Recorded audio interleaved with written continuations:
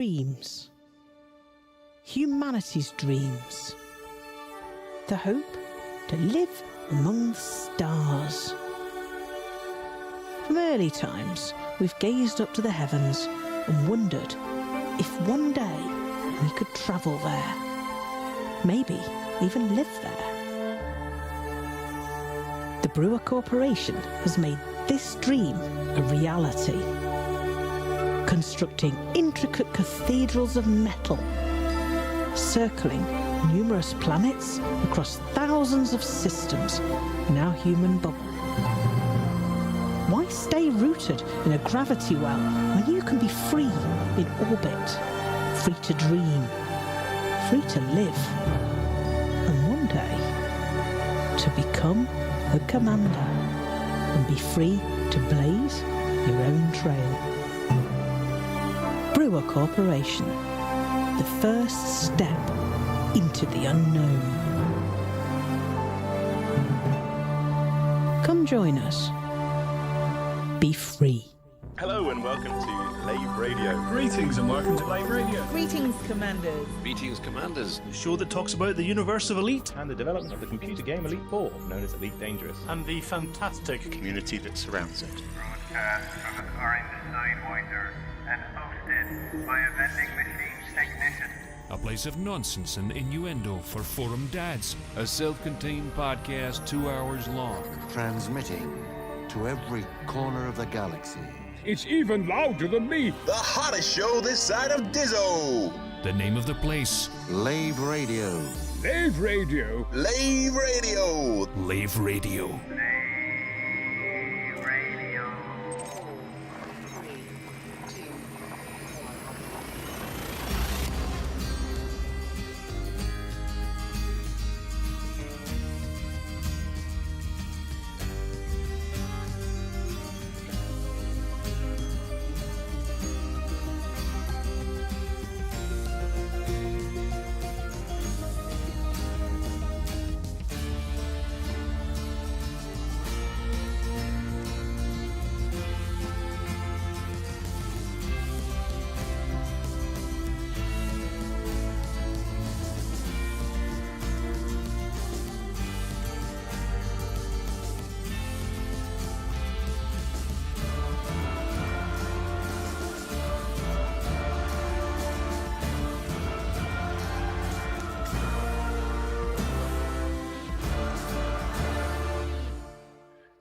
Greetings, Commanders, and welcome to episode 502 of Lave Radio, the show that talks about the universe of Elite Dangerous and the fantastic community that surrounds it. I'm your host, Commander Phoenix Defire, Chief Archivist of Lave Station, otherwise known as Colin Ford, and joining me in the orange Sidewinder bar for this episode, we have, at last, back our Head of Health and Safety, Commander Edelweiss, otherwise known as Ben Moss Woodward. Hi, Dad. Joining us, we have our SRV Banksy. That's Commander Alec Turner for the rest of you. Good evening, everyone. Hello. Of course, we have our Staff Liaison Officer, Commander Psychit, otherwise known That's as me. Colin. That's Hello. me. That's who I am. Yes, that is. That's Claire. So just in Aye. case we all need to pointing out. So if you wish, you can join us live. Chris Mark 4, are you still hanging out in the station? I am hanging out in the bar with Ben. Wow, multitasking, because Chris Mark 4 is our tech for today. But if you can't get to us in game, you can always join the Twitch chat channel, which you can access through laveradio.com/live. Click on the live chat, or go straight to twitch.tv/laveradio, or look us up on YouTube because we're broadcasting there as well. So let's have a quick chat with the crew, see how everybody has been. We'll start with Ben because you've been absent for a little while. You've missed 500. I have missed 500. I was gutted about that. It was a good show, but I'm gutted I missed it. And gutted I missed the dusty ones as well. But no, yeah, I've been busy with real life. I've been up in Aberdeen for my grand's 100th. I've been down sick with lurgy. I've been all over the place, but it's been good times mostly. Game wise, I've been doing basically engineering collection material stuff. I thought that engineering materials was now meant to just fall. You kind of sneeze on somebody and you get a shitload of engineering stuff, but that's not how it's felt to me so far. But I'm still running around Dav's Hope or whatever, and it's fine. It is what it is. I find we're getting a lot of engineering stuff through missions now. Yeah, get a lot more there, and of course there's the high. No, what is it? The signal source, which has got the high emissions. Those are just absolutely. They're all over the place, are they? Yeah. Okay. Yeah. And Elvis is saying Davs is useless now. That might explain that then. So yeah, I've been doing that. In T'other Space Game, I've been enjoying pulling my spaceships in and out of the hangar, and that also now has like the loader mech from Aliens, and that is far too much fun than it deserves to be. In Lego Star Wars, Rey is doing my fucking head in. In Fortnite, I just don't understand why I kind of look at somebody and then I seem to be dead. So yeah, I don't understand that. Real issue. You've got 50-year-old reactions in a against 15-year-old 10-year-olds. game. Yes. Yeah. But I am enjoying the racing module of that. I like the there's like Rocket League or racing, some kind of race tracks in it, which I've been enjoying. Because obviously with being nowhere, I've not really been in much of a position to play with my joystick very much. But I've been doing other things, and it's been what it is. So yeah, that's about this. Oh, and sorry, I've seen the Alien film, and I haven't seen Beetlejuice yet, but I've seen the Alien film and some other things. Cool. Yeah. Right. Fair enough. Moving on. Commander Turner, what have you been up to this week? I've done all sorts actually. I went. When was it? Saturday, I think. I've lost track already. I went to the War of the Worlds immersive experience in London. It was good. Is that the one with the VR headset, or Yeah. is it the one? Oh, cool. Yeah, it's not all VR. There's some little VR. It's really good. Like it. The first thing I like is that it kind of themed around the Jeff Wayne album, which I haven't heard for decades, but in its day, it was an album that I listened to a lot, and it was really nice to listen to the album again. And it kind of follows, the album's got its own narration, so it sort of follows that. So the whole thing is a bit like, I'm quite a fan of immersive theatre. So it's not like a free roaming thing where you explore a building by yourself, like Punch Drunk or anything like that. It's more like your kind of Disney haunted house thing where you go as a group of about a dozen people, and you go into your first room, and there's a very enthusiastic actor. They're great. I don't want to slag the actors off, although they have clearly said the same lines 1,000 times a week and maybe going slightly insane.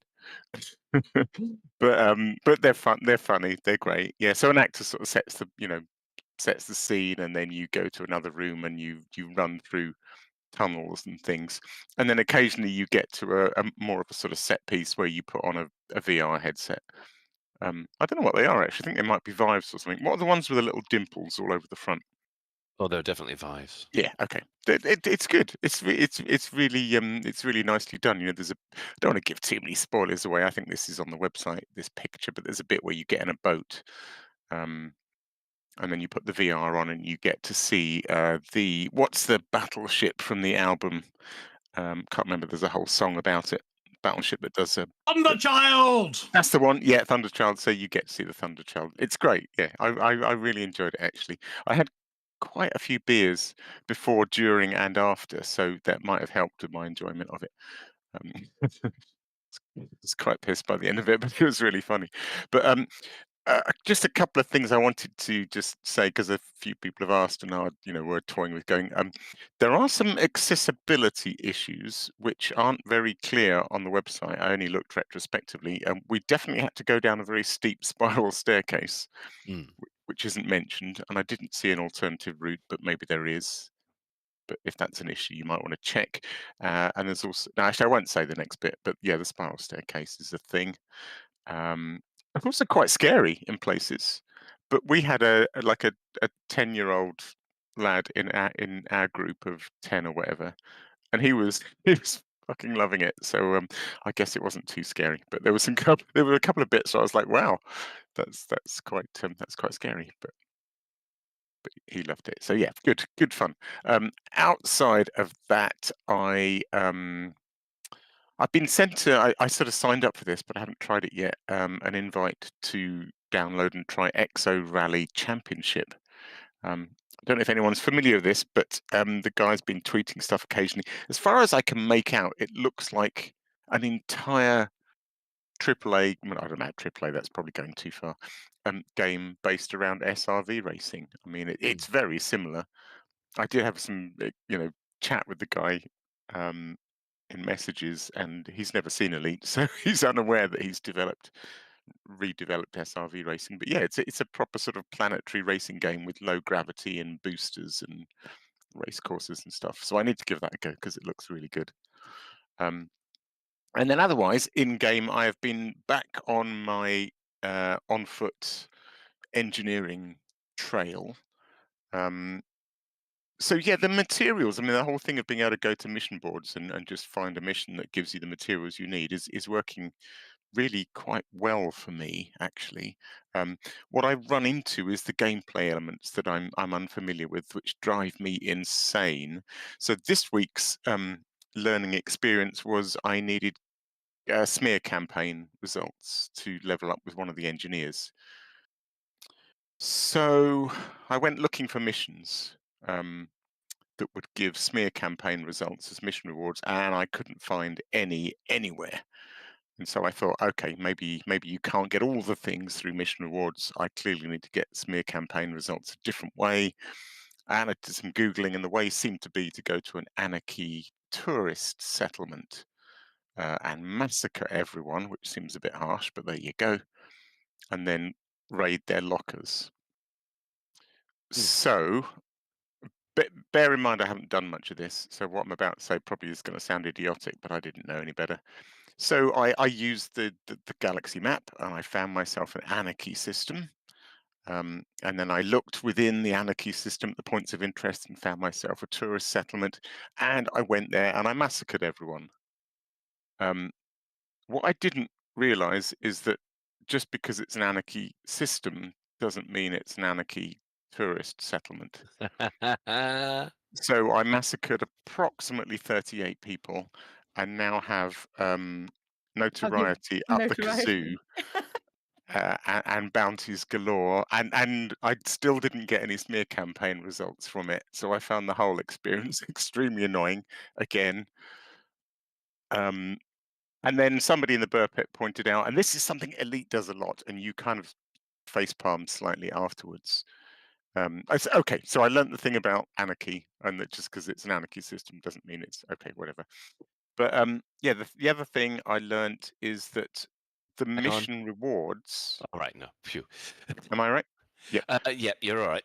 Cool. The mission rewards, the materials you get are related to the state of the system in the same way that, in the same way you get pharmaceutical isolators in systems that have outbreak, you get smear campaign results in systems that are in an election.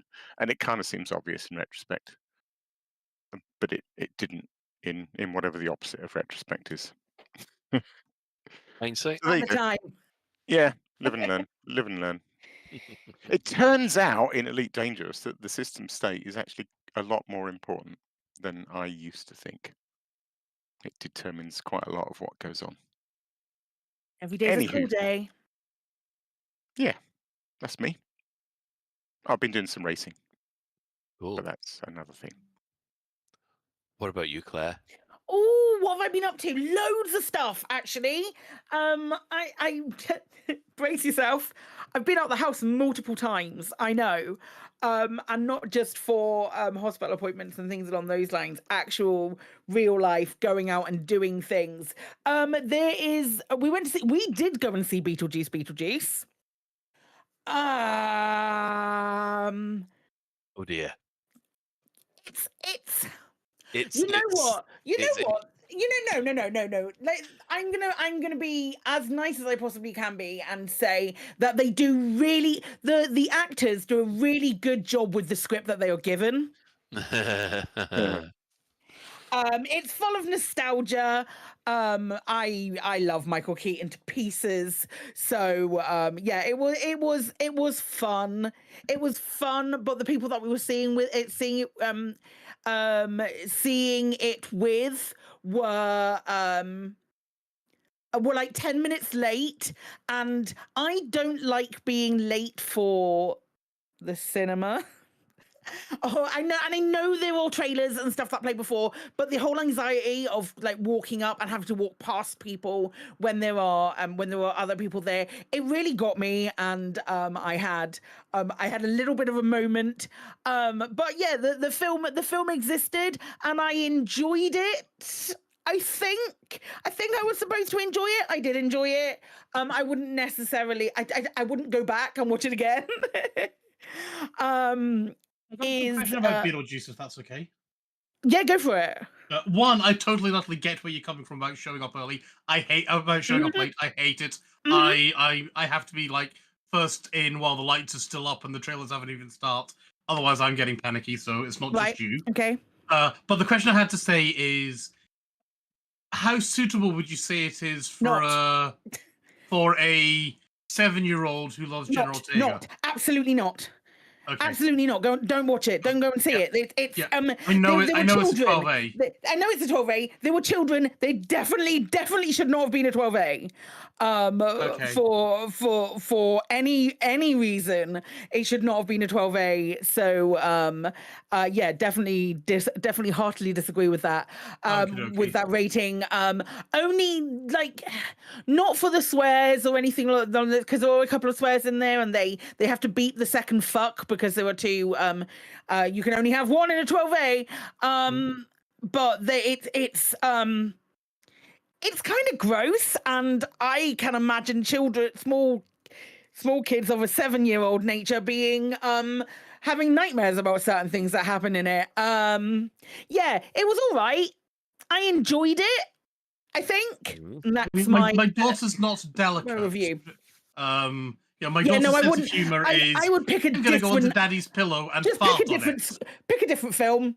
Or maybe watch it first and then make the decision on that. But I certainly wouldn't. We also went to a there is a restaurant near to us, which is not very far away from us at all, but there was a restaurant relatively close to us in South Wales that has very recently won an award for being the best vegan restaurant in the country. And it's a pub not too far away from where I live. So we decided to go and check it out for this Sunday lunch.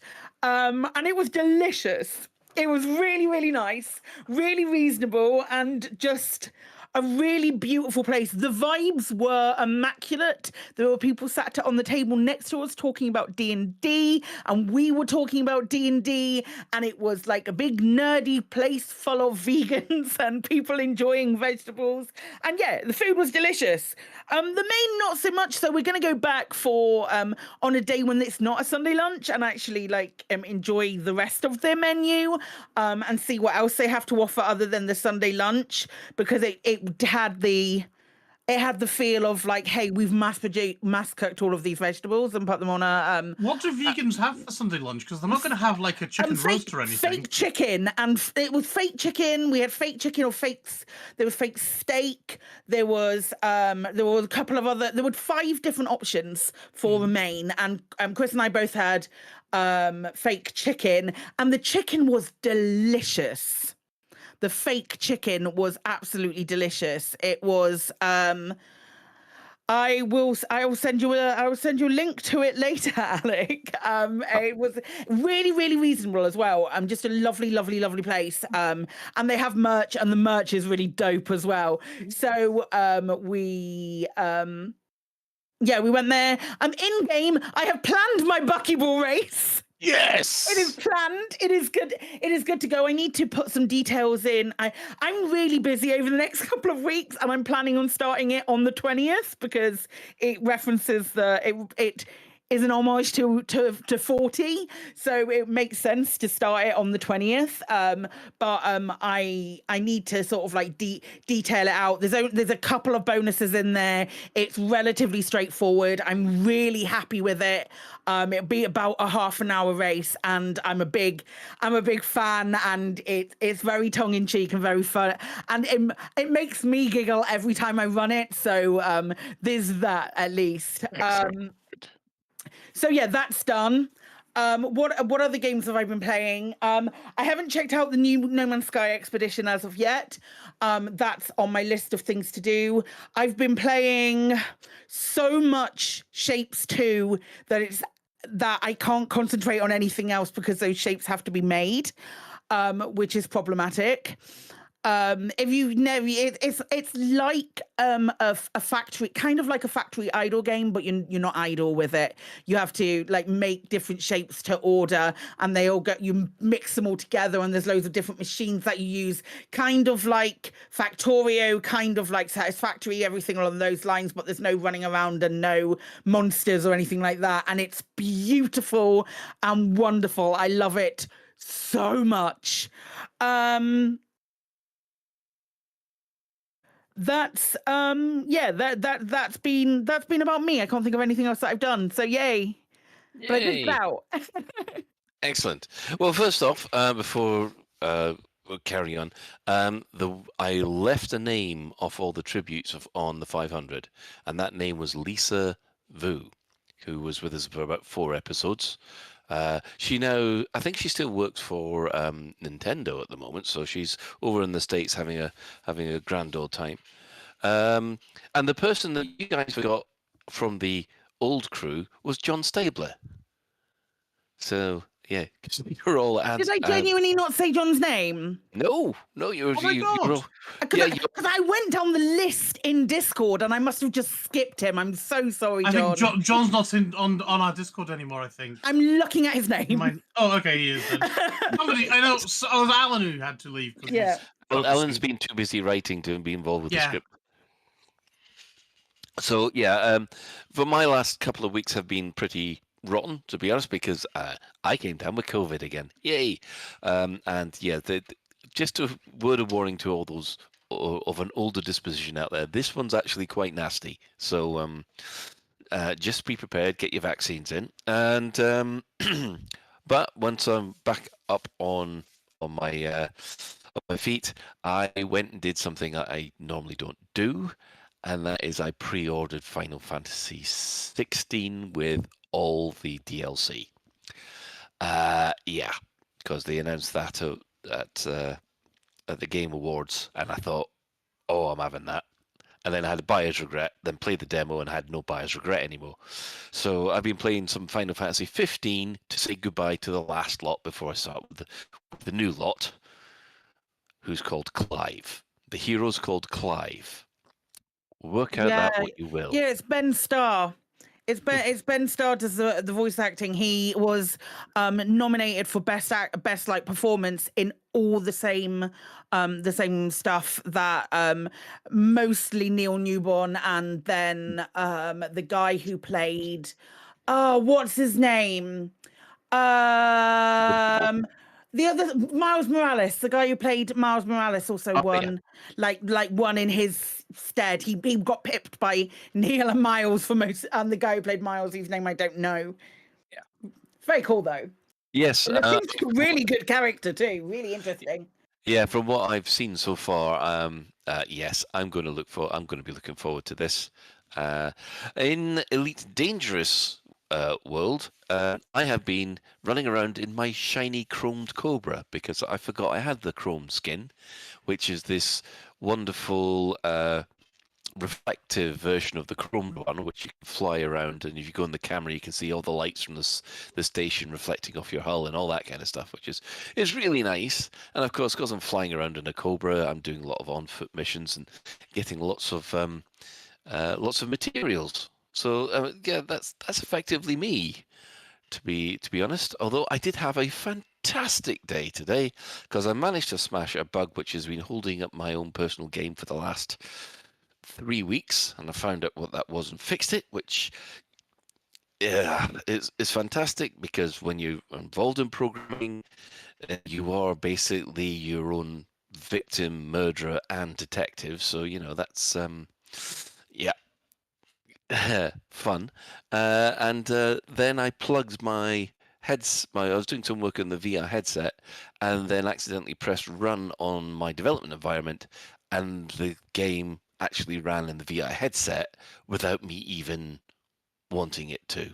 It said, "Oh, I've detected you've got an Android headset there.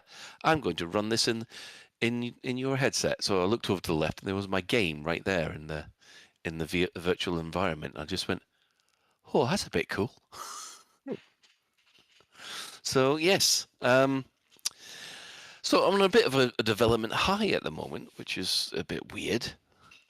So let's crack on. Well, there hasn't been anything in the way of development news this week, so I think we'll just move on from there. Although Ben, did you have any first impressions of the new ship? She's got a sexy front and a fat ass.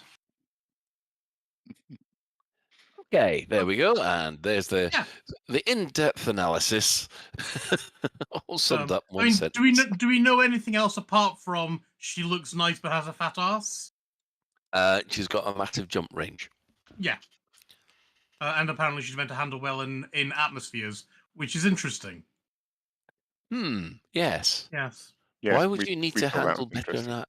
Yeah, why would you need to handle something better in atmospheres, I wonder? It raises questions, but I'm not reading anything into it. Definitely. Yeah, so I mean I had to look over that, and yeah, thoroughly enjoying the engineering stuff.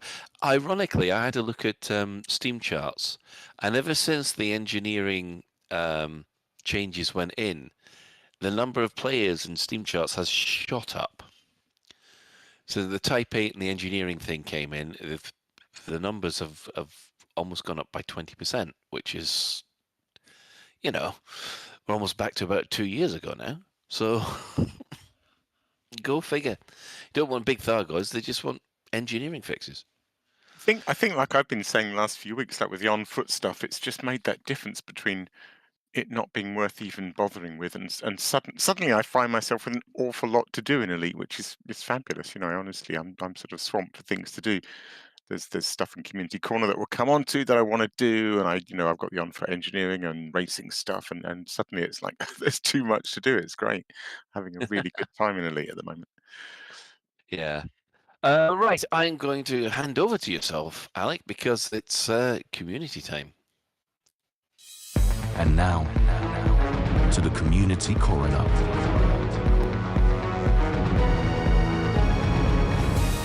It's a dead game, innit, mate? God, it's so not dead. There's just so much. There's so much. Right, let's launch into it with somebody else put this in, but it's great, and I saw it too. This is I've gone blank. This is Galnet News Digest. Galnet News Digest. News Digest. That's them. Clues in the name. GND. Yeah. This is Galnet News Digest celebration of the Lakon Spaceways Diamondback Explorer.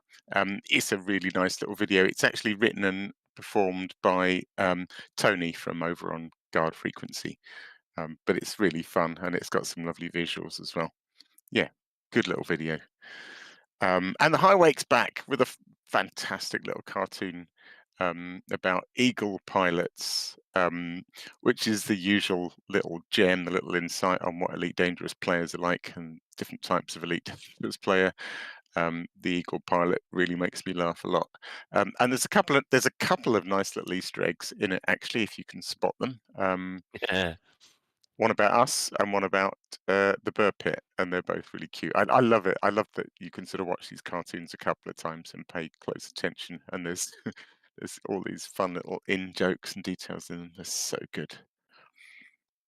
What's this next one? I didn't put this one in. The massively OP. This is massively OP because I noticed that a lot of the a couple of the journalists over at Massively OP have started playing Elite again, and yeah, they started streaming it quite regularly. And then, as an appendix, so this is Chris Neal, who normally is the fan of Star Citizen, but he's really picked up on Elite again. And in fact, just today they have, about a couple of hours ago, they've just put a new column up there on Massively OP saying Elite Dangerous Type A engineering update revamps and saves the game. So they're quite impressed with the new engineering changes. Yeah, I guess it's those you know, play figures are definitely shooting up, aren't they? It's great. Good times. Good times. I threw a couple of videos in before a whole bunch of other things ended up, so I'm just going to zip through these because there's more interest. There's more to cover. Foxy Loxy, who we've mentioned a few times, was a Star Citizen player, came over to try Elite and loves it and makes some very enthusiastic videos. Has gone on a little jaunt to Colonia, so he's having quite a lot of fun over there, discovering things like stellar phenomena that he's never seen before.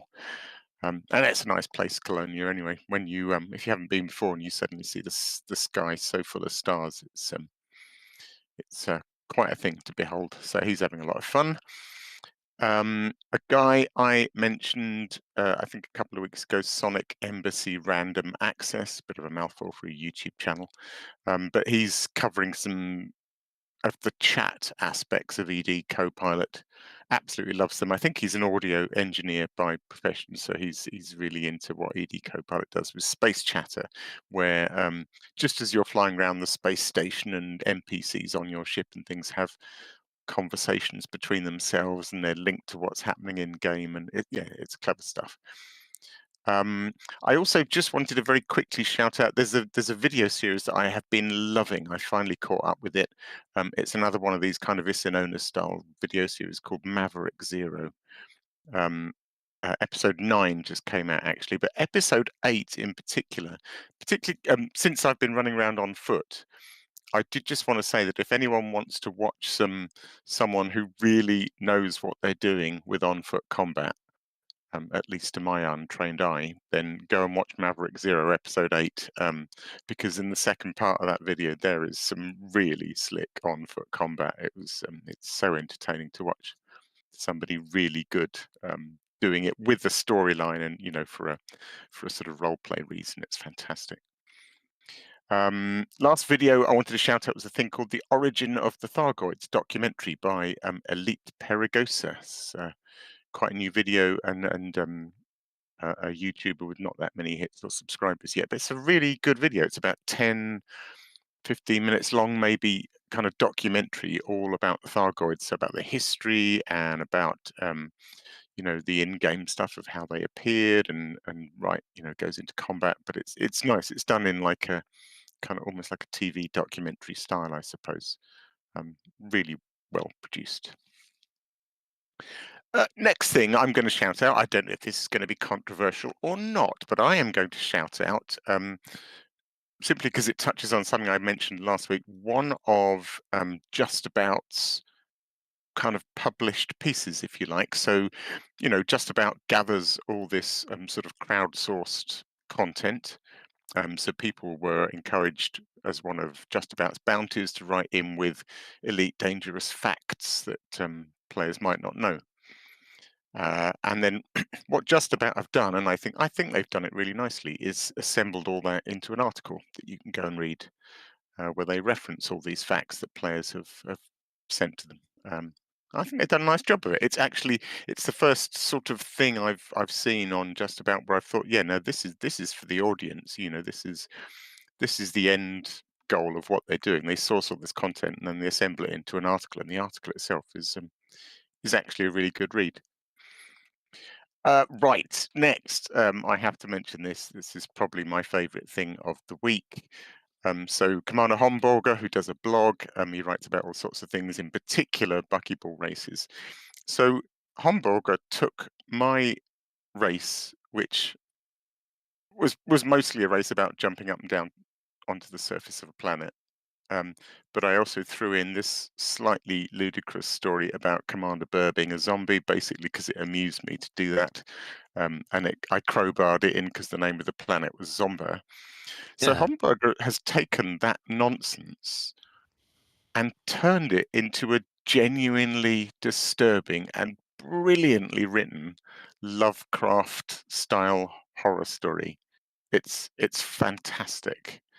It's the best thing he's written to date, I would say, and I strongly recommend people go and read it. It's really quite disturbing, and the fact that he did it with such goofy material that was my race is testament to pulling things together and making it into something. It's brilliant. The next thing I was going to leave until 10 o'clock, but I noticed they've already tweeted it, so I guess I'm allowed to say it now because it's out there in the public. Elite Dangerous have released a new collectible card game on their website. I've already had a little play with it. It's quite fun. It's just a daft little thing in a way. So the idea is that when you complete their adventures, you get a thing called a booster. And a booster appears on your page on their website. And when you click the booster, it kind of pops open to reveal 4 kind of trading card things. And then you click the trading cards and they flip over, and some of the cards you've got and some of them you haven't. And there's like, I can't remember, like 150 of them to collect or something. It's a silly little thing, but it's really fun. And they're also giving away little booster packs occasionally. I think they're giving one away with the tweet that we've linked in the show notes. And so yeah, collect them all. Collect the Elite Dangerous booster cards. They're good fun. And also, I mentioned before that they've been releasing loads of new adventures. There are so many now. They've got a whole bunch more coming out this Friday, at which point they will have over 40 adventures on their website. So Oh man, I've got to get into doing some. they are really going great guns. They, genuinely going from strength to strength over there. What they're producing is fantastic. Right. Next up is a thing that is going to be happening on the 20th. We'll probably maybe touch on this a little bit more later. But so the 20th will be Elite's, the original Elite's official 40th birthday. Yeah. And someone on the on a forum thread has suggested that people should take Cobras. I mean, obviously other ships, but Cobras would be appropriate, to Lave Station at 1700 UTC on the 20th. And just kind of meet up. I think it would be really fun to see dozens and dozens of Cobras at Lave Station on the 20th of September at 1700 UTC to celebrate this landmark occasion, really. I know that's a landmark occasion that makes me just feel really old. Yeah. Now, I don't know if we have this lined up or not because we did have some tech issues early on, but I do have a 1-minute audio thing to introduce the final piece of community news. What's the chances of playing that, Chris? Are you ready to rumble? On Sunday, September the 15th, 3310, 4 elite athletes will be bringing their beef to the table to end a blood feud which has torn the galaxy apart. These heinous criminal lords will be fighting for their very lives and, of course, their dubious reputations. So come and watch 5 rounds of melee, taser, sniper, pistol, and, of course, a good old bar fight. Find us in Darwucha on Sunday, 1800 hours UTC. Or watch this fight on pay-per-view. Not really. Watch on YouTube. But beware. This rumble could shake your world apart. This Sunday.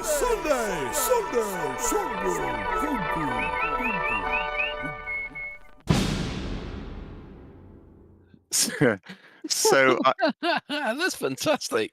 So I was sent that by the Masterful to Koso today. I was kind of unaware of this story, but basically what's been happening is that there's been a bit of taunting going on. So a guy called Barefoot and Mars, who is half of Mars and Sparks, as in Ghost Giraffe's friend, yeah. as in Ghost Giraffe, yeah, kind of mate. So Barefoot and Mars basically made a video called Bring It. This is going to be linked in the show notes. It's really funny, and it's basically taunting Takoso and Spatula about their weak-ass on-foot combat skills. So then, of course, Takoso, being the musical genius he is, has come back with his own response, another video to Mars and Barefoot, challenging them and basically taunting them. They're both really, really funny videos. And the end result of all this is that, on Sunday, the 15th of September, so this is coming Sunday at 1800 UTC, you will be able to watch on Spatula, Ghost Giraffe, and Barefoot Games' YouTube channels this duel between these two pairs. The idea is it's all meant to be really over the top and silly and kind of WWE style. It's Barefoot and Mars versus Takoso and Spatula. They're going to be in this is a nightmare to say, the Darawucha system. Haven't decided which particular settlement to base it at yet. I think they're still trying to work that out. But they will be doing 5 rounds, as it says in the trailer, 5 rounds of melee, taser, sniper, pistol, and I think they're then going to finish up with a good old bar fight in which everyone is invited to dive in. So yeah, it should be a lot of fun. Excellent. That's Community Corner. What? Dead game though, innit? Oh yeah, definitely. And apart from all that, what have the community ever given us? Nothing. Exactly. If not, we have to really struggle to fill in these sections. Oh, you're getting out of breath going through the list there so fast. It's okay, you can slow down and relax, Anyway, if you have a community event that's taking place soon and you'd like us to shout about it across the airways, tweet the crew at Lave Radio or email us at info@laveradio.com. Just really quickly cover the in-game events.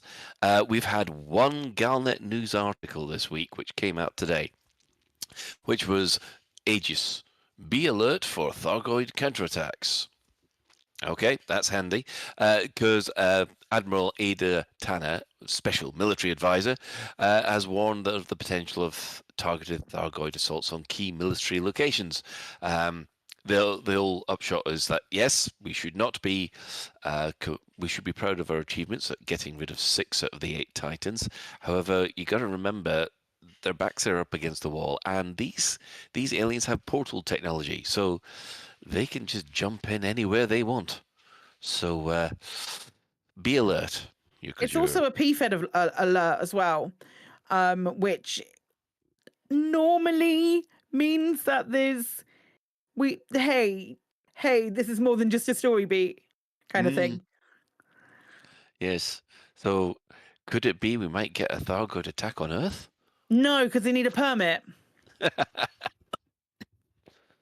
Dear. Or, you need one on Akinar as well, don't you? So, it's... Oh, well. So, the Thargoid War as it stands at the moment, well, this week there were 2 alerts, both cleared. 6 invasions, completely cleared. The Thargoids control 279 systems, 15 of which have been cleared this week. And we have, of course, 15 systems in recovery. The Thargoid Titan Rajin is presently controlling 91 systems, which will probably be reduced to 80 on Thargoid Thursday. So, progress is being made, but I think it's going to be a couple of weeks at least before the next Titan becomes vulnerable. But there might be a surprise. Right, turn. Yeah. Well, we've got 2 left Galnet, or 3 left. They're behind you. Is it 2 or 3 left now? 2. 2. There's only 2 left. Oh. Right. I know. So, I guess be over we can... by Christmas. It'll be over by power play. No. So, yes, it is that time of the week again. Store alert!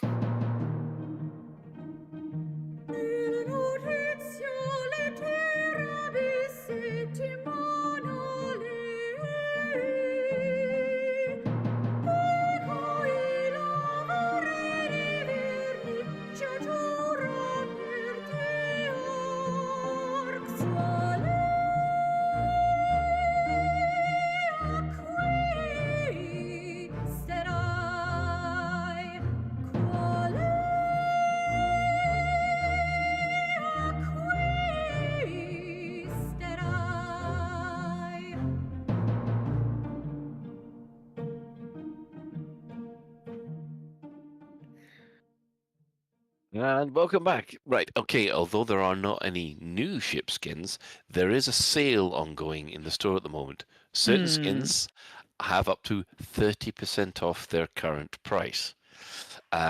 These are all skins which have been removed when the prices were hiked. Now, I'll put a link into the show notes, but it's pretty obvious when you go in the store because there's a big sale icon.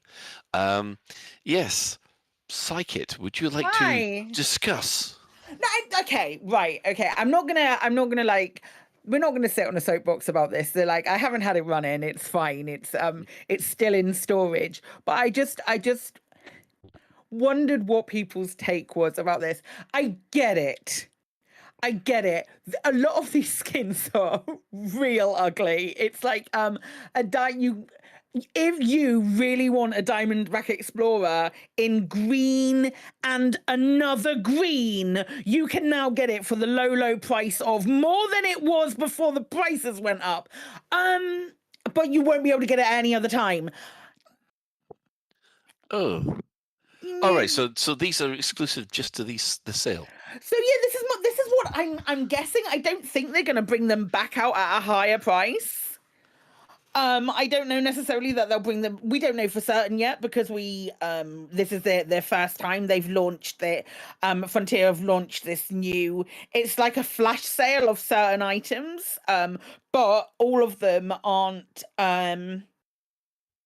All of them were taken away from the store when they did their price hikes. So it's a That's very odd, isn't it? Isn't I don't it? get it. I mean, and all these items have like a price crossed out in the new price. So, given they weren't for sale at all previously, what the hell is that price that's crossed out? They were never available for 5,000. So, surely they're going to go back into the store at their normal price after the sale. I would have thought.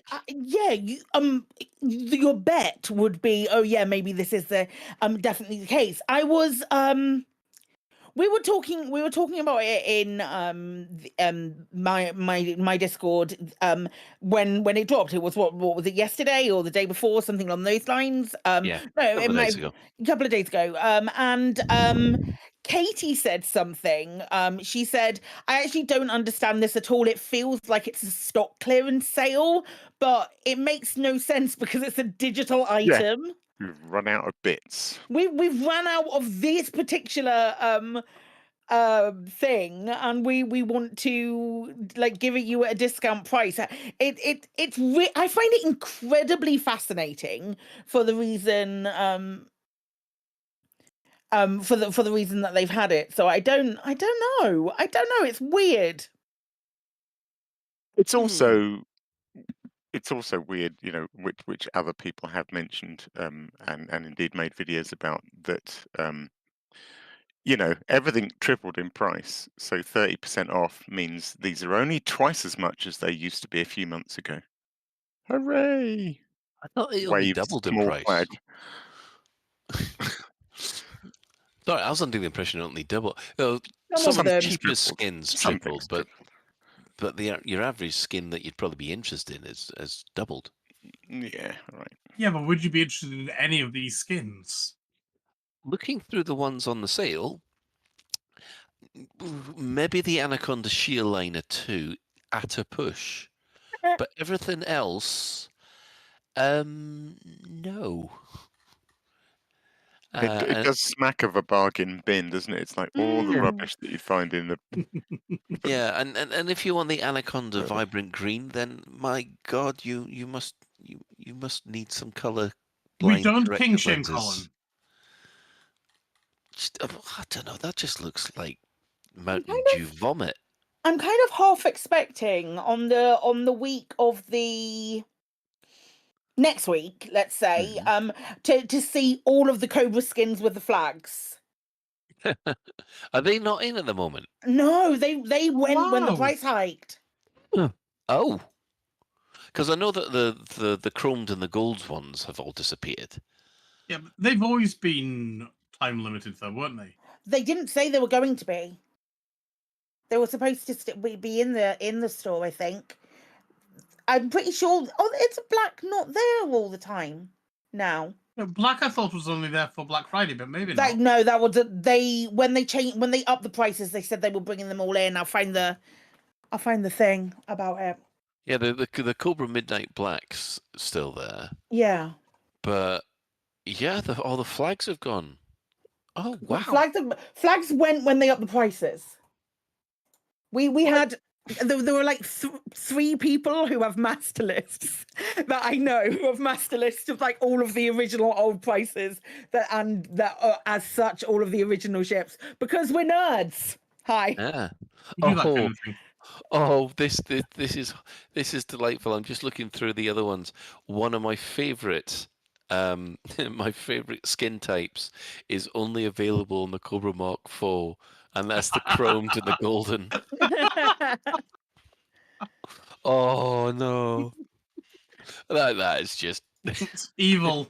It's funny when the store relaunched and it became apparent, that a bunch of things were missing. I don't know if I think quite a few people, myself included, assumed it was sort of a mistake because Frontier do sort of make these little mistakes, and it's like, oh, they've cocked up and they'll appear. But it's now, the whole thing is now smacking like Frontier have hired some new marketing guy who's come in with all his "I know how to make you rich" skills, and has got all these techniques of hiding stuff and then revealing it later and telling us, let's sell the crap and let's triple the prices and they'll forget about it in a few months' time. And maybe I should have had the soapbox running. Yeah, I take it back. Apparently, you get the Viper Mark III's got golden, chromed, and gold. So yeah, the Viper Mark III is the one you want if you want those kind of skins. I'm all right, thanks. Midnight Black's 10,000 arcs on everything. I think they were pretty costly the last time they dropped as well before. When they were just a seasonal one, and I think Stygian are similar, but they're there constantly now, is my understanding. Rather than being just like time locked, but things like, see, the thing that's weird, because I'm looking at a couple of ones that are in the store and are on sale, like Anaconda Polarity Yellow is reduced. The one where it looks like it's like pea colored, just in case anybody wasn't. If you wanted an anaconda that is the color of piss, you can get this for a mere 3,500 arcs. But they also have Polarity Red and Black, obviously the more popular colors, on discounted. But did they all get taken out? And have they put all of the Anaconda polarities back, or Polarity Red and Black always on the store? I'm just confused. Yeah. Their methodology right now is Yeah, I'm looking through the Anaconda line. Well, there's an awful lot of pages for the Anaconda. But yeah, I see what you mean about the polarity. Polarity pink is the one that's discounted. Not really a fan of the yellow though. Yeah, Polarity pink and yellow are both discounted. Like just insipid. It's an anaconda, so it's going to look like shit anyway. But I don't know. Here's something that I've always thought was weird, right? And I know I'm going off on a tangent here, but the cockpit voice assistants. Mm-hmm. Do you have a specific cockpit voice for a specific ship? Because I know for any big lake on, I always choose Leo because it just seems to fit the Type 9 so much. I don't think I have that many. Yeah, I have a few kind of. I've got there's an English speaking but French accented Celeste. Yeah, okay. Celeste, I tend to use my SRVs, and then there's is there a voice? I don't know if she's actually the actress from The Expanse, but she's got a very deep, gravelly voice. Oh. And I tend to use that for big ships. So I do kind of fit. I do tend to fit the Kovas to the ship in some sense. Yeah, I mean, normally Celeste I use for all Imperial vessels. For some reason. Yeah, I can see that. Yeah, for some reason Celeste seems to work for an Imperial vessel, but Jefferson seems to work better for federal vessels. But yeah, I guess it's just a weird thing that I'm going through at the moment. I want my ship to sound a certain way. I don't think I've. Yeah, I'm just looking at. I logged in. I don't think I've bought a second Covas voice. I think I have the same Covas voice, or this like the stock Covas voices for everything. I've got 2 for the fleet carrier, and I've only got one of those. I feel like there's a bunch of Covas voices missing as well. No, because you see, the thing is, I always get these Covas voices mixed up with the HCS voice packs. Yeah. And voice packs, apart from Leo, who's obviously Norm. I mean, these are just the English-speaking ones, but I mean, just for fun, I do have a couple of ships that speak to me in Russian, and I've got one that speaks to me in French, and those aren't listed in the store here. Well, yeah, maybe that's because it's only English because we're in England. I guess so. I mean, but yeah, if you want to learn a bit of French, you want to learn how to say landing gear deployed in French. No, I just let the funky music do the talking. Brilliant. Well, let's say Elite Dangerous properly. Elite Dangerous. I love the fact that Burgess didn't bother. He got them to say it for him. Yeah, so there is our anybody else got any thoughts on the store sale at the moment? Ben? No? Only thing I think is that we're all bright enough to realise what shit is. Yeah. Do you know? Okay. Do you know what? I will. Yeah, I agree. Yeah, I will add a final thought. There's a thing I forgot to say at the beginning about my War of the Worlds experience, and it has a tiny bit of relevance here. So, Okay. So on the way out, there's a green screen photo opportunity, and they have props and stuff. And I know these things are always a bit rubbish, and it's like roller coaster rides, and they try and sell you the photos. But they were quite good. They were good props, and so we did it. We posed for some photos, and when we saw them at the end, they were actually really funny.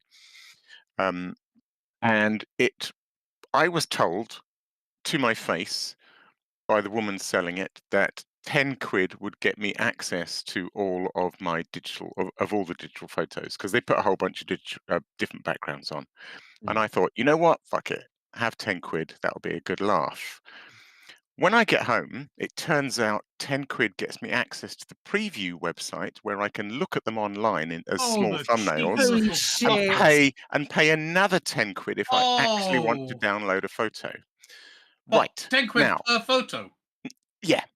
Now, here's the thing. Here's the thing. I really enjoyed the War of the Worlds experience, but that just adds an unpleasant, dirty edge to it. So I reviewed it. They sent me a link saying you reviewed it, and I reviewed it, and I gave them 3 out of 5. And I said, look, I would have given you 5. The experience itself was brilliant, but the photo thing at the end is a complete con. Now, Elite at the moment is having a real resurgence, as we said earlier on. The numbers are up. They're doing brilliant things. We love the new ships. We've got Power Play 2. It's good times for Elite, but then they do these dirty store tactics, and I'm afraid it just puts a bit of a downer on it. Yeah, it is a bit of a takes the edge off it, I'm afraid. Yeah, it feels to me like they're copying what other things do, where they will create artificial scarcity on digital items and try to sell them at a premium. Yeah, that could only work if you're selling something that people want. SOTOR had that all the time. Yeah, it just drove me up the wall. I mean, I could, let's say, sake of argument, you could only ever get the Mace Windu purple lightsaber once a year or something like that. And it was only available for a couple of hours on a Friday or something. But they charge you double the cost. I could understand that, because it's like, oh my fucking god, it's a purple lightsaber. I want it. I need that. But if it's just like, okay, here's a bogey green lightsaber. No one's going to want that. Or you've got the poo-coloured iPhone now. And it's like, okay, yeah, nice job, guys. So yeah, I Poo-coloured artificial. iPhone? Yeah, there's a poo-colored iPhone apparently now. Oh dear. Yeah, but I can understand artificial scarcity, and I can understand it being used to fake a way of getting a little bit more money. It's a bit dirty. I don't like it, but I can understand it. But you got to do it on something that people are actually going to want, and these just aren't that. Well, these certainly aren't. That's for No. sure. Yeah. Oh. So I think we'll put away the soapbox for the moment, and we'll calm down with an ad break. Space is vast, and pirates have needs just like anyone else.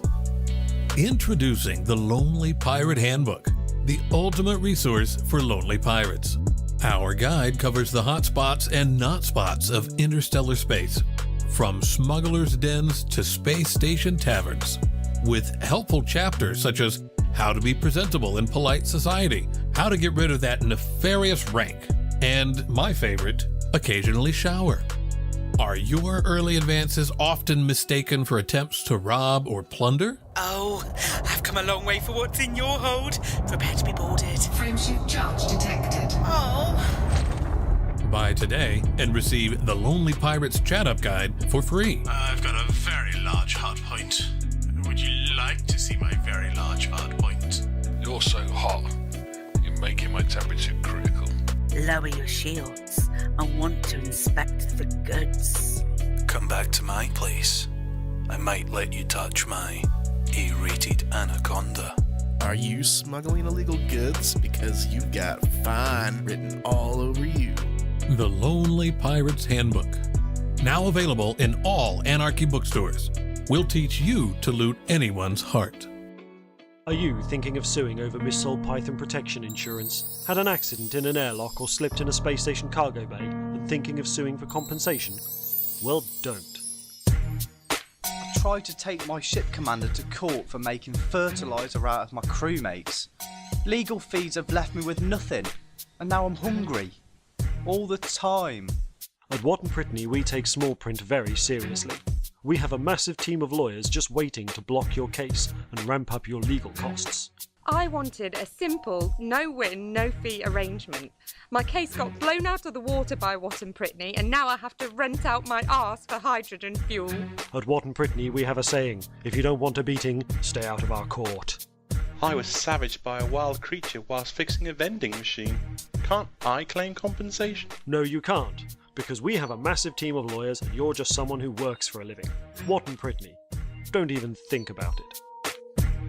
Listen here, ladies. While your man is out and about bringing home the bacon, you need to make sure you look your best. Which is why we present to you our Lady Shave. It's small enough to fit into your dainty lady hands and releases a perfumed scent as you cut away that ghastly body hair. Listen here, ladies. Say no to substandard shaving. At Saracen, we believe a woman deserves a shave as good as a man's. Introducing the Panther Clipper. For women. Gone are the days of your unruly body hair making you look like a bedraggled alpaca. The Panther Clipper is the biggest, baddest shaver credits can buy. And now, it's available in pink.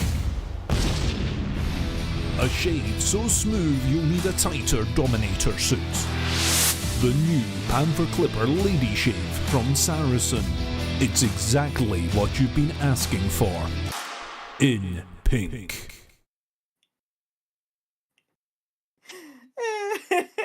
And welcome back.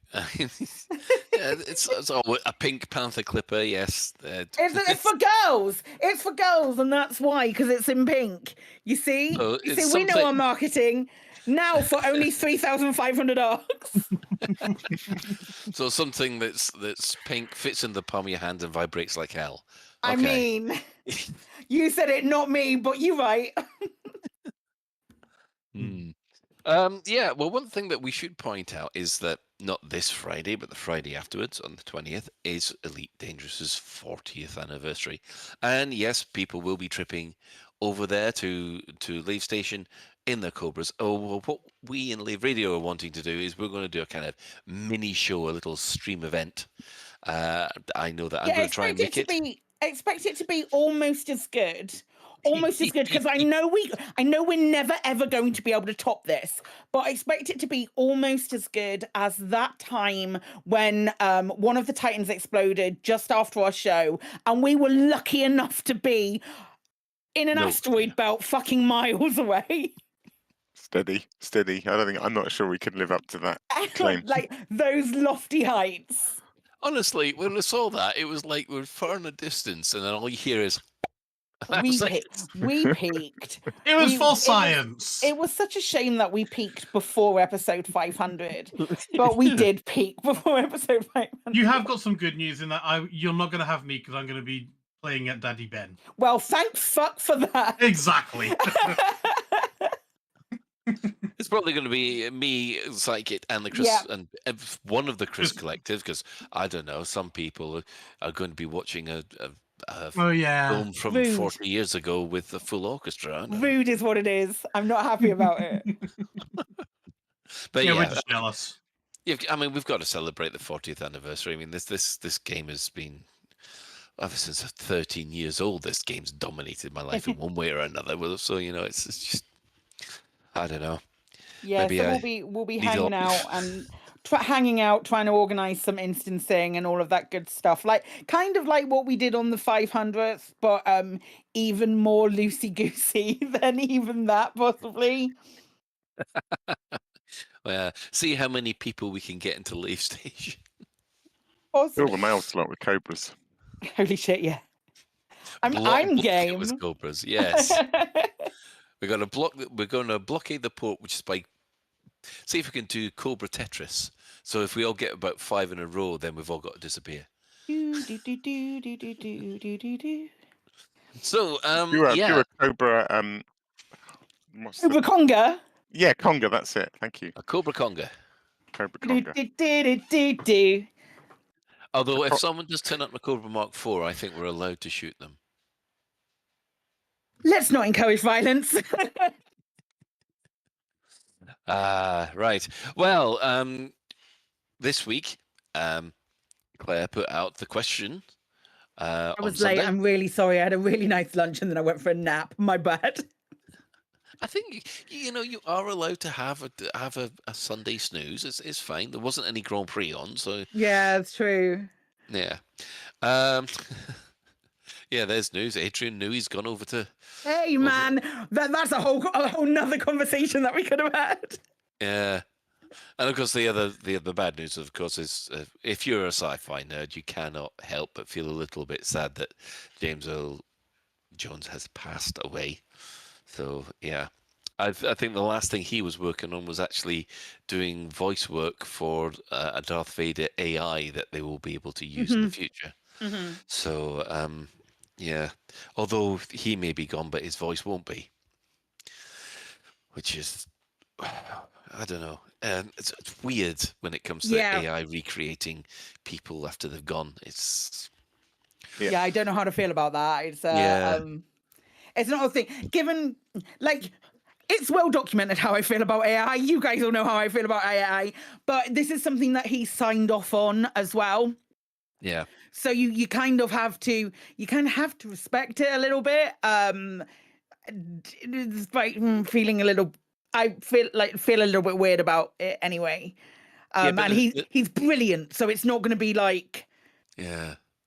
It's not going to be the same.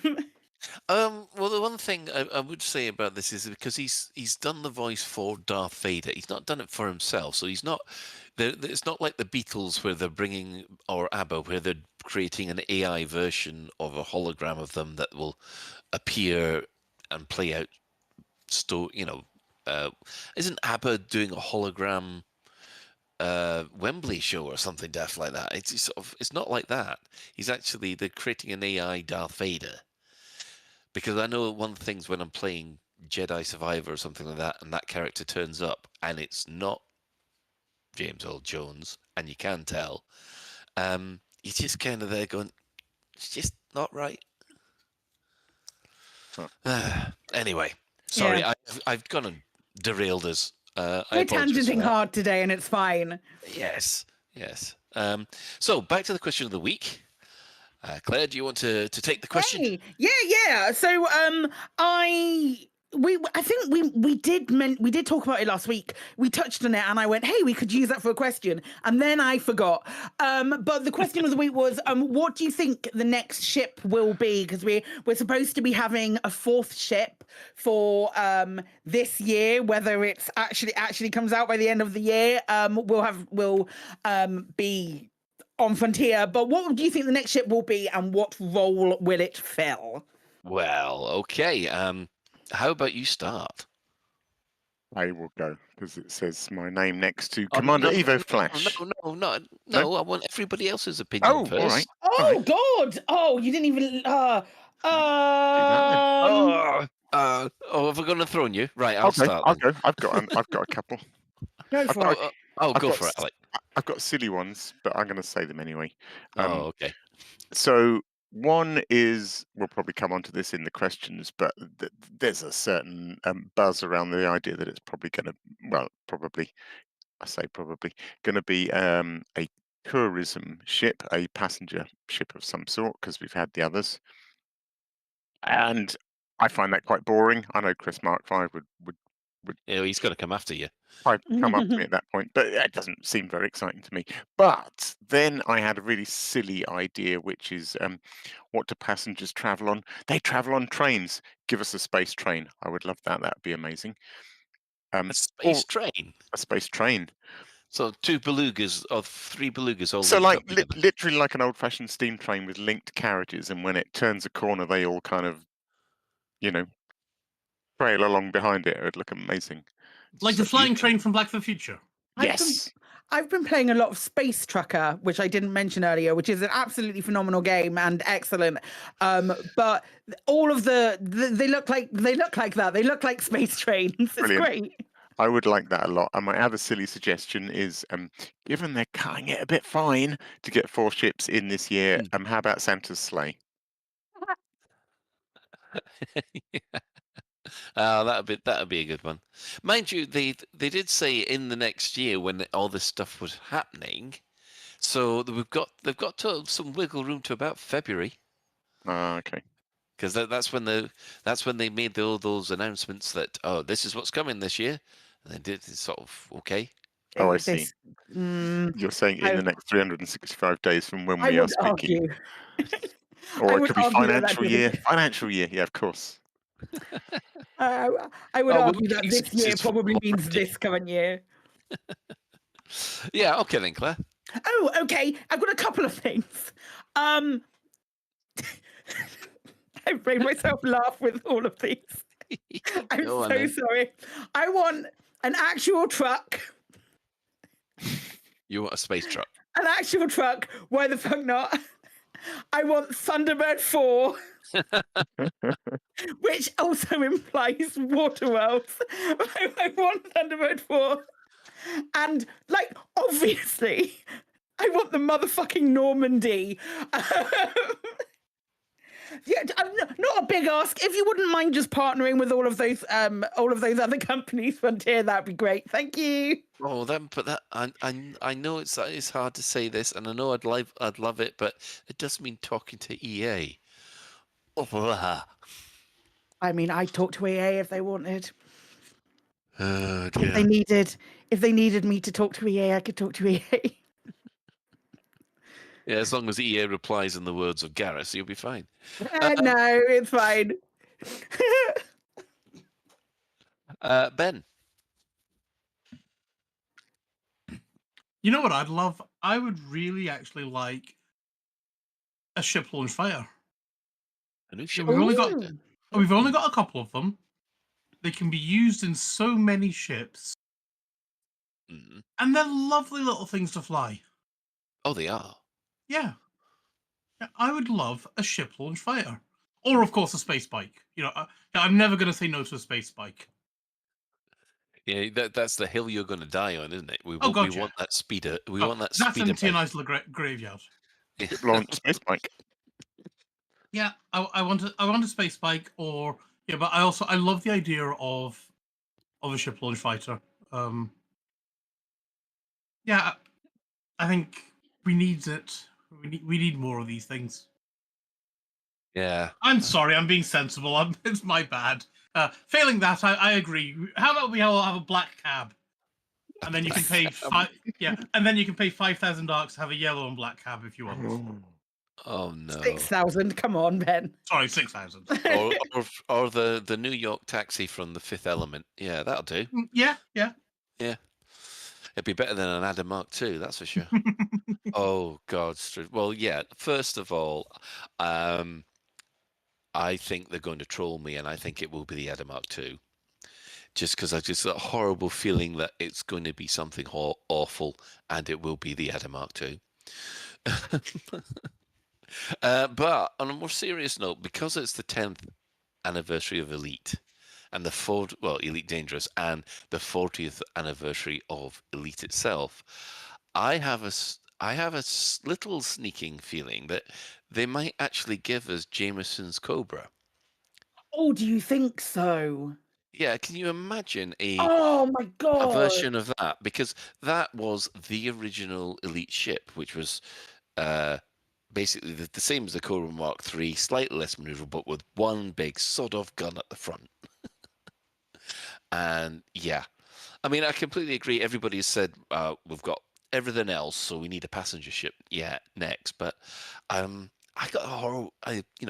Out of all of them, I would love to have that Cobra, or of course a Moray start boat, which means that we could dive into water worlds. But I know how much work that's going to be, and we ain't going to be getting that. Unless I meant that to say there was Thunderbird 4, Colin, but I'll let you off. Yeah, well, I was trying to stick with the Elite theme. No. Dear. So yeah, that's some interesting suggestions. Nice bit of speculation. So Alec, would you like to start us off? All right, with let's go. The responses. Yes. Commander Evo Flash says, we've had a combat ship, a trade ship, and we are due an exploration ship. The fourth ship I expect to be a love letter to the game and the fans in the form of a new multi-role Cobra. That's what you say, Colin. Yeah. Nice. So, Silas Rezzi's saying, hoping for a small ship. Super stealthy and fast. Blockade runner. With a really large hard point. But I think the small classes have been neglected somewhat. Honestly, I'd like to see the original crate back in the galaxy. What was the original crate? It was small. It was far smaller than the just Mark II. slightly bigger than the Sidewinder. Okay. Wow, But was with it really two- that small? Yeah, but I with don't two even think it massive had an FSD, did it? No. Yeah, I'm sure. I thought it was just local space. No, it had an FSD. Okay. Huh. Okay, interesting. Misery Cord says Eternal Vigilance commercial model. It's a retrofitting of the Federal Corvette. It comes with anti-Guardian field resistance and weapon stabilizers included in the hull. Interesting. That's cool. Quite like those. Probably by then, though, there won't be any Titans left. Well, I've got Commander Profane Pagan. They manage to surprise us with every single new ship. I have no clue what we will have, but if I can believe they can put aside a new core dynamics and a Gutamaya model for next year, because I really want to give them a fresh new interior. I can see the fourth being a Sal Crowder. What role will it fit? Well, let me tell you my dream instead. A small SEO-enabled Sal Crowder private jet with 4 multi-crew seats. Apex could use these ships as to fast travel around, and I would love it if more than one passengers could board the ship for a luxury ride. That's what I was thinking about the Adam Mark II, but without the sleek niceness. without the luxury. But yeah, I do think that the old Adder space taxi, I think that's going to need an SCO drive soon, surely. It'd be nice to see, wouldn't it? I'd love to see that, like your taxi driver engaging SEO, and that'd be it'd be awesome. Engaging SEO and wobbling all in your direction. I don't know how hard it would be. Well, I'm not putting an SCO on an Adder, so that's just a waste.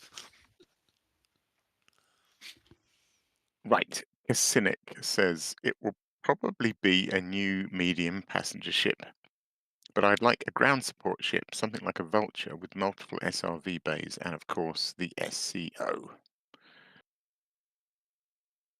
Yeah. Oh, incidentally, I finally took my Python Mark II out for a spin, and it's good, isn't it? The stable SEO is really cool. I mean, do we actually have a medium passenger ship? I Nope. keep on thinking it's the Orca, but that's large. No, the Orca and the Beluga are both large, and the Dolphin is small. It's small, yeah. There is. One might say there is a gap in the market that a medium passenger ship would fit right into. Yes. It's like the gap's been left on purpose. Almost. Yeah. Ben? Have we lost Ben? Have we lost Ben? No, Ben just can't press buttons. Deavo is saying, I want a Panther Clipper.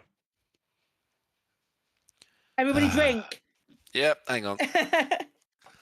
That's me finished my whiskey and coke for the day.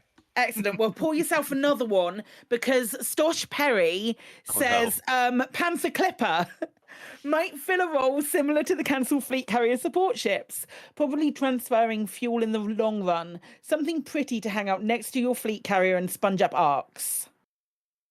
Yeah, I mean, that's... I can see that, but if you have a Panther Clipper, you're going to need some kind of shuttlecraft.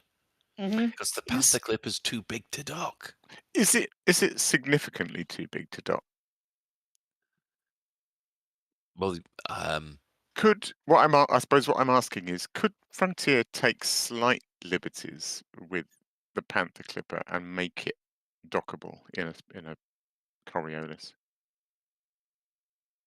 Could they I can't go? remember what the lore on this is, actually, because Yeah. I know that in the old Panther, on the old Frontier games, you could dock a Panther Clipper, but I feel like think as there a was crowd one... pleaser, as a little surprise crowd pleaser for the end of the year, the Panther Clipper isn't out of all possibility. If they could make it work, it'd be quite fun.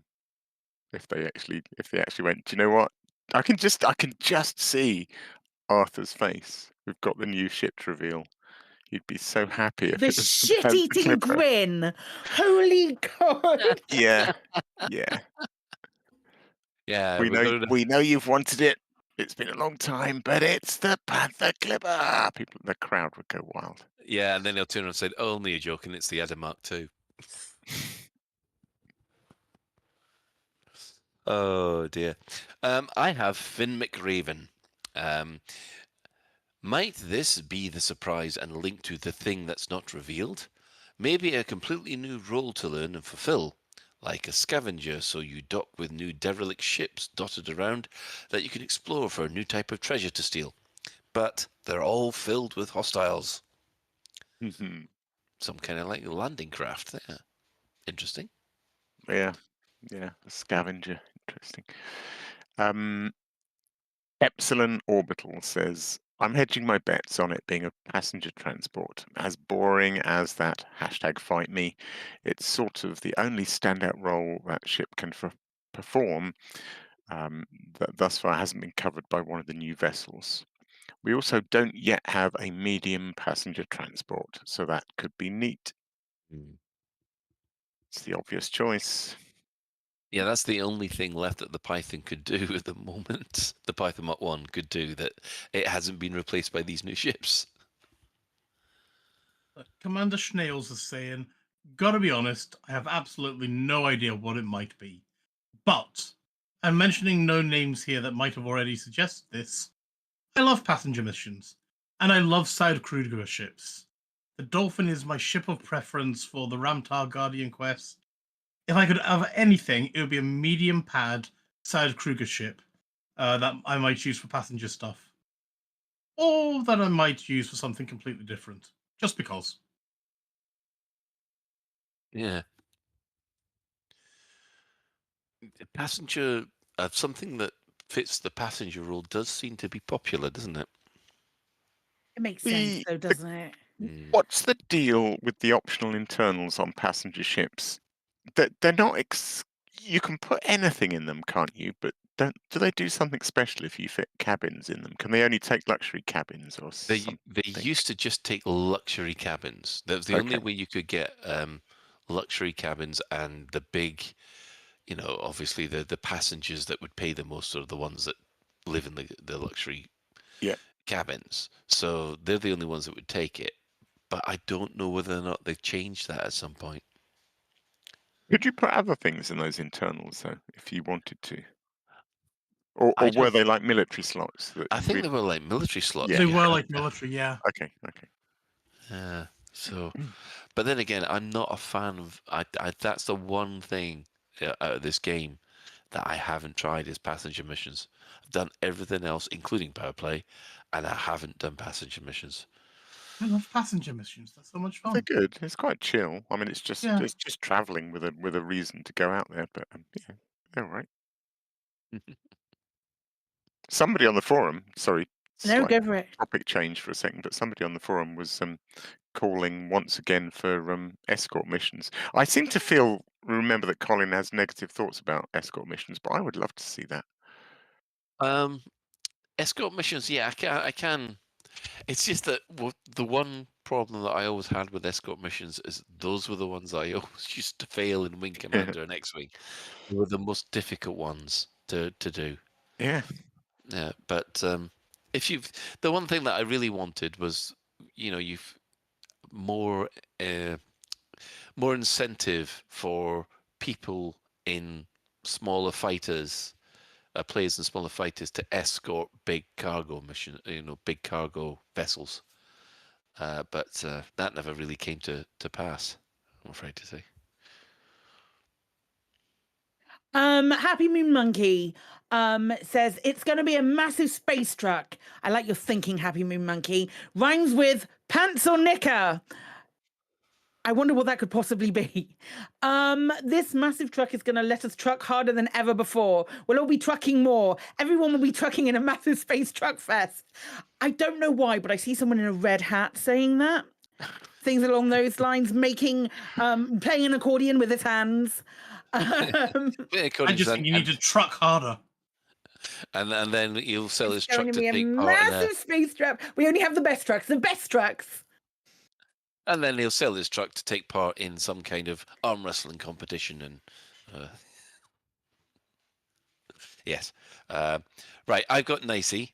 I'm going to guess another crate or Python-styled all-rounder ship, one that can do just anything, just not as well as the dedicated ones. Although we do rather have a lot of these. So Cobra Mark 5. Yeah. I mean, it's exactly the same as the Cobra Mark 4, but one more. But one more, yeah, one more utility slot or something like that. Amazing. And all skins for the Cobra Mark 4 are compatible with the Cobra Mark 5. But not backwards compatible. So the skins they release the 5 won't go on the 4. Sorry. Yeah. Lambda says, what I want from the 4th ship is a medium passenger liner that comes bundled with a revamp of the passenger lounge mission system. Better payouts, fewer annoying passengers, but I don't really expect all of that. What I feel is most likely for the 4th ship is a multi-purpose vessel, something like a Crate Mark III or maybe even a core dynamic ship, not locked behind rank. In any case, if it looks good and it's a multi-purpose ship, I will probably pick it up.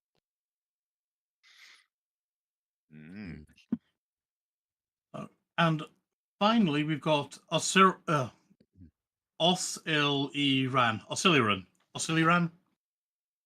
I think it'll be a medium passenger ship with luxury cabins. something spicy like a hybrid Guardian or Thargoid ship would be a cool idea. But what I'd love to see is another small ship. It's quite a lot of people wanting smaller ships, isn't it? Yeah, how about you having a flying Thargoid scout? I wouldn't say no to flying a Thargoid scout, but only if it does the passenger missions. It's like Passenger mission Thargoid Scout. Thargoid Scout that comes with your own personal Jeff Goldblum and Will Smith. That's As long as it's got good Wi-Fi. and a Mac that can talk to the Thargoid hive mind. Yeah. Okay. Well, passive. We kind of guess it's going to be sort of passenger related because it seems to be a big gaping hole, but we don't know.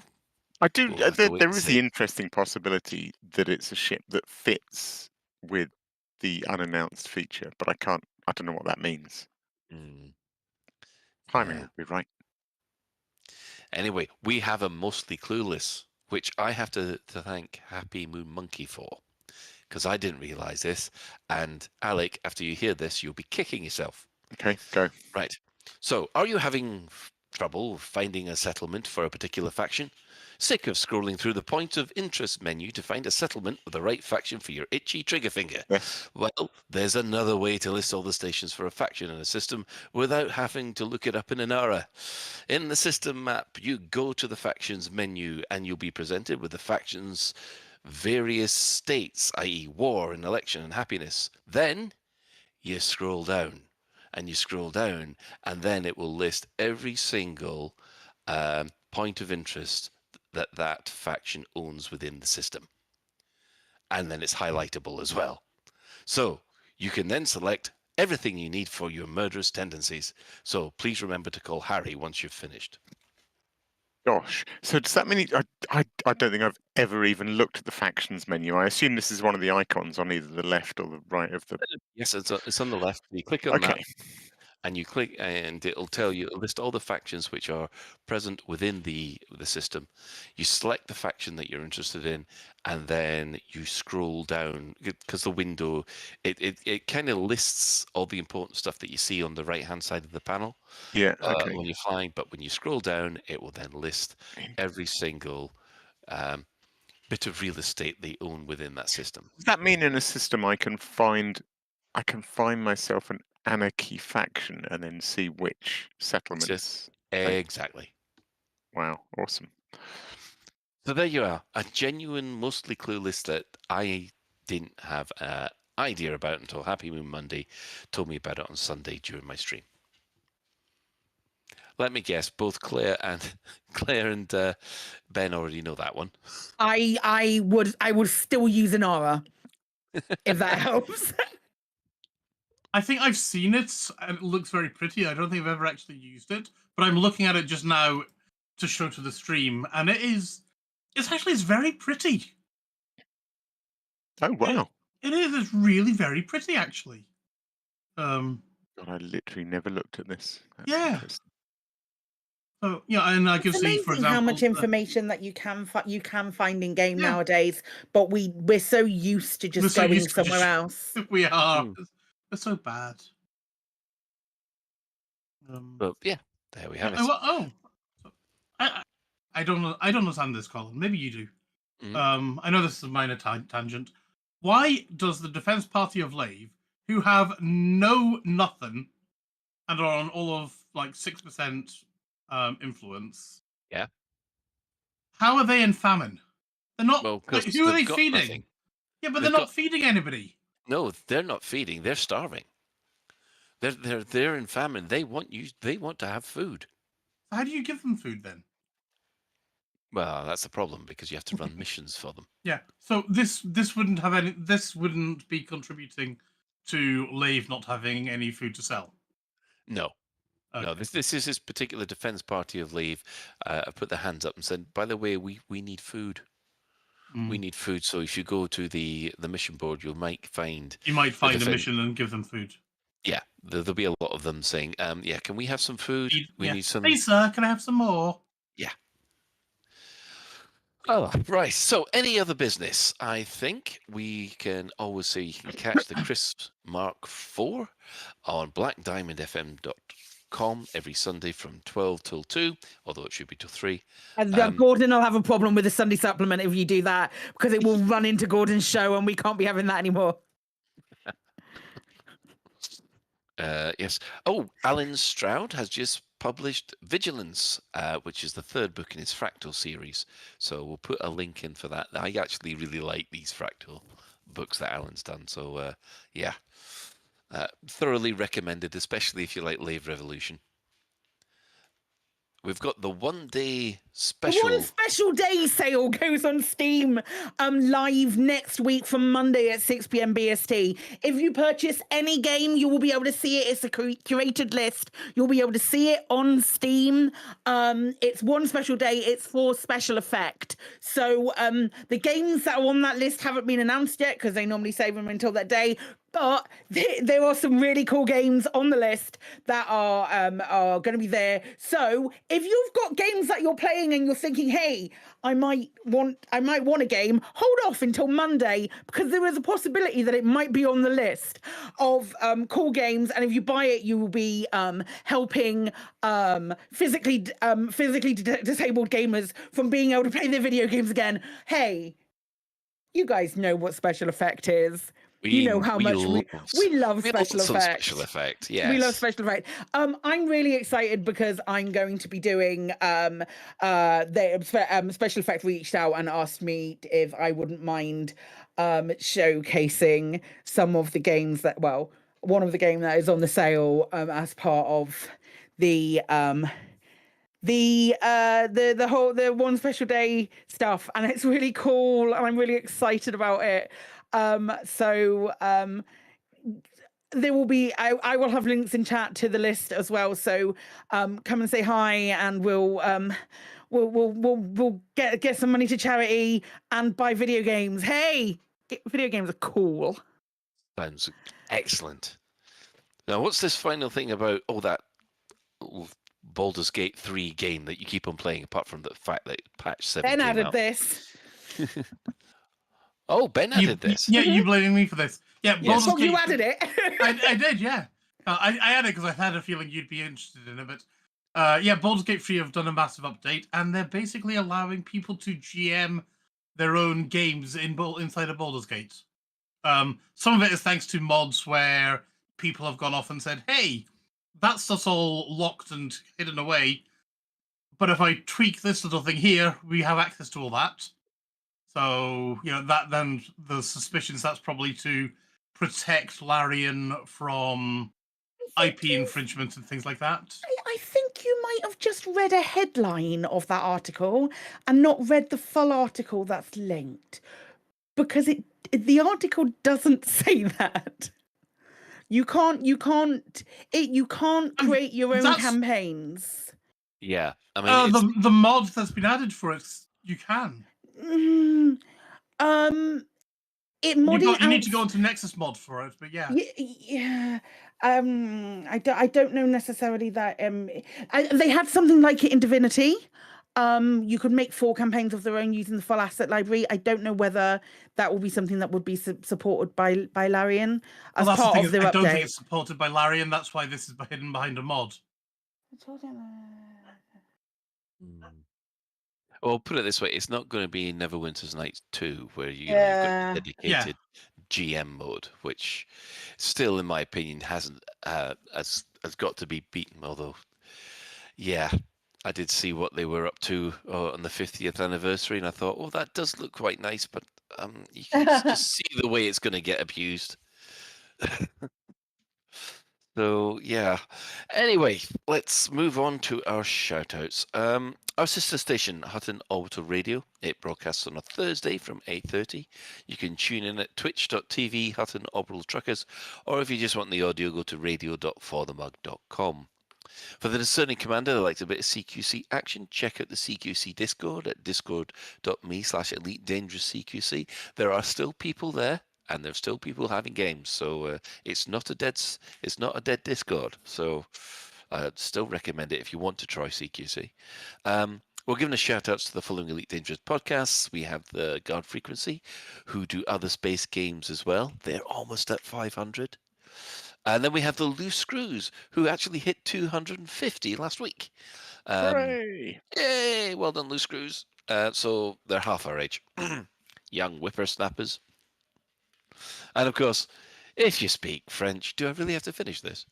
I let the funky music do the talking. You can also tune into the Elite Dangerous podcast, who also do those fantastic adventures that Alec mentioned previously in the show. Now, following on this, we have the latest Galnet News Digest, as provided by Commander Witherspoon and Commander Beetlejude. And thanks to all those who've chipped in the Twitch chat, and Chris Mark IV, who have been the in-game commanders keeping your cockles warm. We have had Epsilon Orbital, we have had Huge Appendage, Hayes von Minga, Jeannie van ZYL, Andy Sharp 42, Arachnophobus, Soka 42, Katiana, and Dishwasher Dildo. What a name! What a name! What a commander! Amazing. The infamous Dishwasher. Who is somehow allowed in game, was in the bar. So hello. How did that one get through? I have no idea, but I love it. Because yeah, that's exactly what you need to clean it with. I think. This conversation. So, special thanks also go to Commander Tokuso, JN Trax, and Alan Stroud, who have all created music for the show. So that's it for another episode of Lave Radio. If you'd like to get in touch with the show, you can find us in the contact links at home/contact us menu of the laveradio.com website. I will finish this, honest. I believe in you, Colin. You've got this. Do let us know if you have any questions or if there's anything you'd like us to discuss in a future episode. Lave Radio is recorded live on a Tuesday evening at 8:30 and streamed out at laveradio.com. So, and I'm dreading this, thanks to Claire. Only wash it in the dishwasher if it says that you can. I don't want anybody to get mad. Especially if it's electric. I mean, no, I'm not doing this. And then there's Ben. Glass ones are washable in the dishwasher. We've got Alec. Amazing. I can't follow that title. And of course, special thanks goes to today's tech specialist who jumped in at the last moment. That would be the Chris Mark IV. You're welcome. And also we got a wave to Commander Ventura because he was going to do the sound, but unfortunately his technical difficulties. So until next time, Commanders, fly safe, and if you can't do that, fly dangerous.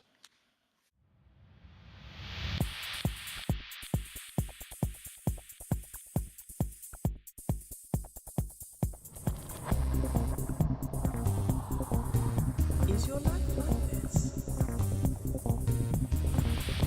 Sounds like someone having an orange inserted.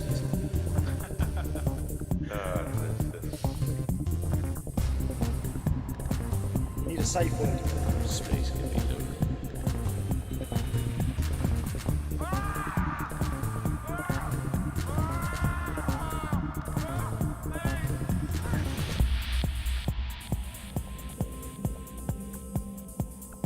I'm gonna see the galaxy.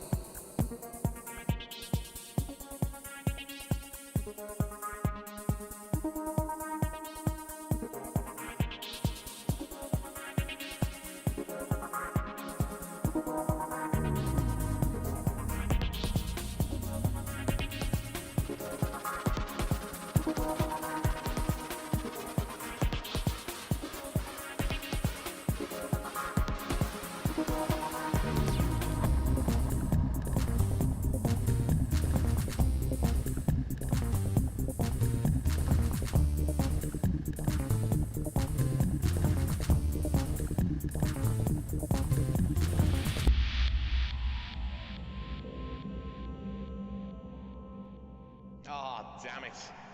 No worries, guys. Hold the fort for 2 seconds. I'll be right back.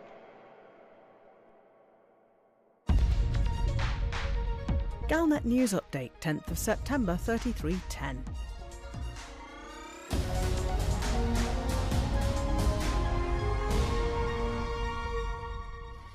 Aegis has warned that it expects a Thargoid counterstrike against key military locations. In a speech to federal recruits, Aidan Tanner, the special military advisor to Aegis, praised commanders for their work in destroying 6 of the 8 Thargoid Titans and said it was right to be proud of our achievements thus far. However, he warned against complacency and said that he anticipates that the Thargoids will strike deep behind the front line, probably at key military targets. However, he acknowledged we have no clear understanding of what the Thargoids see as valuable targets. Tanner's warning suggests that Aegis knows that the Thargoids have been developing plans. At the start of July, Dr. Jianghui Xing of the Holloway Bioscience Institute suggested that there is evidence that Thargoids are adapting their combat strategy. At the time, it appeared that the Thargoids were making themselves more vulnerable by no longer exploiting the resources of unpopulated systems. But Dr. Xing and Admiral Tanner appear to hold a common belief that the Thargoids will switch tactics as their hold on the bubble weakens.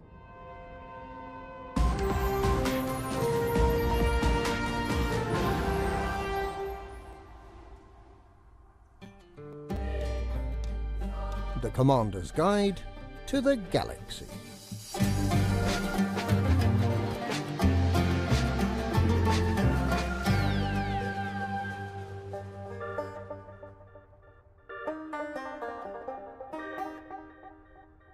The Lakon Spaceway's Diamondback Explorer thinks it can do just about anything in Elite Dangerous.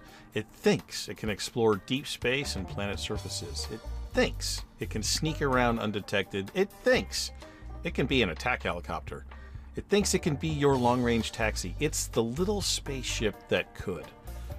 The DBX, as it's affectionately known, is a utilitarian design, like the A-10 Warthog. Its form follows its function. It's a space tool to do space jobs. It's not a wireframe, flying Dorito, or sleek lawn dart. The DBX is what you get when an Apache attack helicopter and the Raptor from the Battlestar Galactica series have a baby. It's a working ship with worn coveralls and a scratched helmet, and if the company would spring for new paint, well then maybe you would care about its appearance a little more. Maybe. The DBX is a small ship, meaning it can land anywhere. Remote outpost? No problem.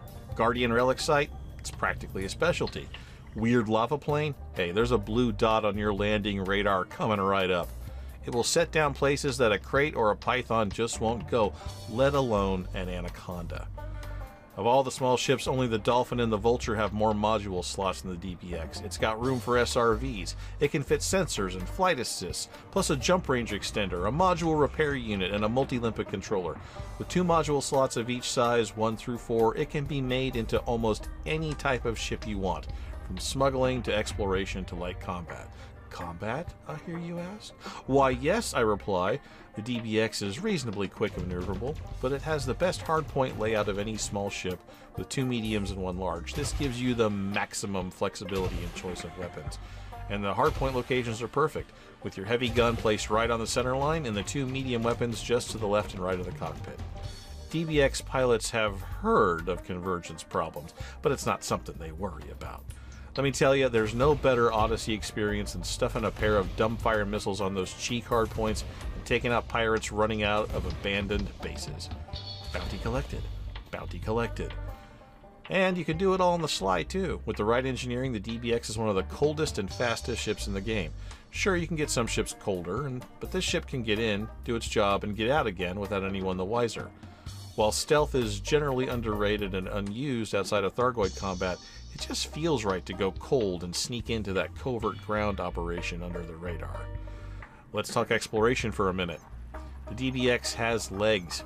Maybe a completely tricked out crate, phantom, or an anaconda, or a dolphin can jump farther, but can it bring the goods with it? Once you figure out you're going to actually need to accomplish something when you get to the end of your long jumps, the DBX starts to shine, especially at the Guardian sites. Bring a size 4 planetary vehicle hangar with 2 SRVs, just in case you lose one to the Sentinels. And then pack a pair of point defense cannons in the dorsal utility slots, so you don't lose that SRV to the Sentinels in the first place. Hang a laser from the chin hard point so you can wake up the Deep Space Guardian key vendors. It's like the DBX was made for doing exactly this job, even though it can do so many others. The Diamondback Explorer, an underrated, underappreciated gem in Elite Dangerous. One look at it, and you know it's going to work hard to get the job done. As the saying goes, she may not look like much, kid, but she's got it where it counts.